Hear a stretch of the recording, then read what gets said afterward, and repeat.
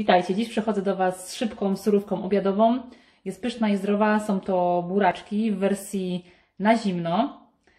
Będziemy do niej potrzebować około pół kilograma buraków wcześniej ugotowanych, pół cebuli, około łyżeczki cukru, jedno jabłko, sok z połowy cytryny, można zastąpić go octem, sól i pieprz do smaku oraz oliwa lub olej. Ja tutaj mam oliwę extra virgin. Ok, zaczynamy od starkowania buraczków na tarce o grubych oczkach. Ja, gdy planuję surówkę z buraków, zwykle gotuję je dzień wcześniej. Na tej samej tarce ścieramy wcześniej obrane jabłko. Dobrze byłoby, gdyby to było kwaśne jabłko, wtedy byłby super kontrast ze słodkimi buraczkami. Następnie zabieramy się za cebulę.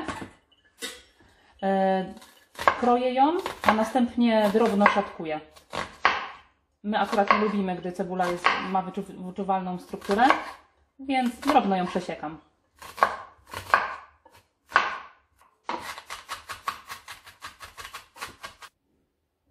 Drobno przesiekaną cebulkę przerzucamy do surówki. Dodajemy sok z połowy cytryny.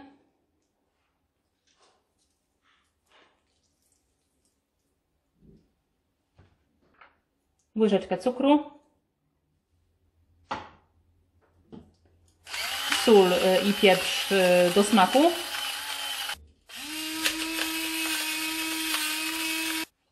I do tego wszystkiego dolewamy około 2 łyżek oliwy z oliwek. Jeżeli ktoś nie lubi smaku oliwy, polecam użyć oleju. Wszystko dokładnie mieszamy.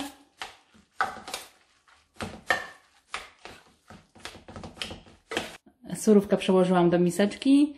Teraz wkładam ją do lodówki, aby smaki się przegryzły, cebulka oddała swoją pikanterię i jednocześnie zmiękła dzięki soku z cytryny. Serdecznie Wam polecam ten przepis. Dziękuję za oglądanie. Zapraszam do subskrybowania. Do zobaczenia.